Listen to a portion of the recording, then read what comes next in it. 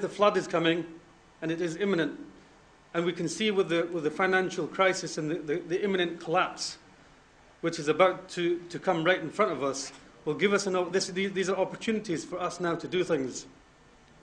So we have to seize the moment. I said my intention is just to put the economy on a sound basis, because at the moment it's drowning in usury, and it will destroy itself. Because the fact is that the pounds in your pocket are very definitely not what they appear to be. What they claim to be is a simple medium of exchange. You hand over some pounds and get a bag of rice in return. Their reality, however, is something very different to this. What they really are is not so much a medium of exchange as a means of control. For example, when Labour came into power in 1997, the national debt was less than £350 billion, which seems like quite a lot, but now it's over £910 billion. The interest on the national debt just in this current year will be £30 billion. The total value of the yearly sales of real goods everywhere in the world changes hand on the money markets every single day. There would not be enough paper to make so much money, even if all the timber on the planet was used to do it.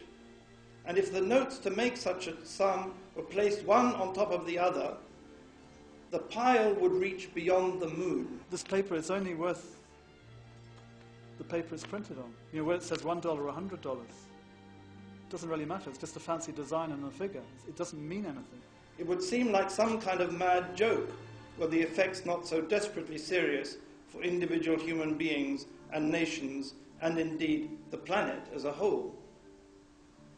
There is no person on the earth who does not now live and die in debt, whether they know it or not. If the Muslims do not move over to gold and silver, they're going to go down with the ship. An infinitesimal small percentage of the world's population, who are virtually unknown, but who themselves know how to manipulate the situation, can skim billions off the top of the money mountain and wield wealth and power to an extent never conceived of before in the whole of human history. I was at a Financial Times conference on Islamic finance last November, and they had very eloquent speakers. They had one of the main speakers from the UBS, which is one of the main banks in Geneva. He said, look, let's face it, Islamic banking is just a veneer. He said, beneath all this publicity, it's based on a raft of financial instruments which are not Sharia compliant, i.e. they're haram. And those in turn are based on another raft of financial instruments which are not Sharia compliant. But there's nothing we can do about it, I hear people say.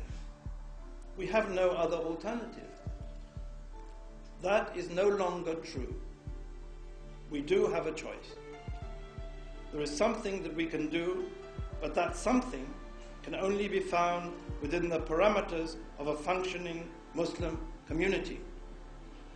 Islam alone is now able to uphold the authority of divinely revealed law and provide the means for cutting through the magical deception of the usurer's all-enveloping web. In the last 200 years, we've found that this paper money experiment has gone horribly wrong, and even the most intelligent kuffar are now saying this. They're saying it doesn't work. Go back to gold and silver. The gold dinar will put economic power back into the hands of ordinary men and women where it belongs. Board the ship of the Sunnah and be rescued by it. And as far as economics is concerned, the gold and the silver is the answer. This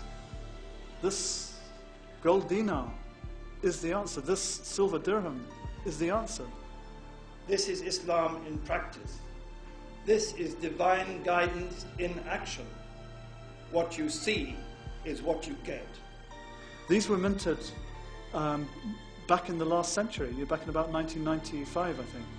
At that time, this gold dinar you could buy for £35. Now, if I want to sell it, it's £135. Paper money. But really, if I'm honest, I said I wouldn't take all the paper money in the world. All the crimes of all the criminals in the world added together do not amount to the enormity of the crime that they daily commit through their continued application of the usury system. The pollution of the ocean is their achievement. The poisoning of the earth is the result of their programs. The toxic air of the world's megacities is the direct result of their existence. The millions of dead caused by the sporadic uprising across the globe of the poor driven from their land, who in abject misery turn on their neighbours, the world's poor scavenging on rubbish tips are to them an unfortunate side effect of their monetary policies. Allah says in the Quran, Allah and His Messenger have made war on Riba. Now, who has won any war against Allah and His Messenger? No one. No one has won that war. Whatever war you're talking of, Allah and His Messenger have always been victorious. If they hadn't been victorious, we wouldn't be sitting here today. So this thing is not going to happen overnight, but it requires our participation and it requires urgent action. So on a step-by-step basis, what in fact needs to happen is that there needs to be availability of gold and silver from city to city, town by town, in the whole of the United Kingdom, so that we have the availability of people that can transact and they can exchange their paper, their worthless paper, into valuable gold and silver, which is protected by time.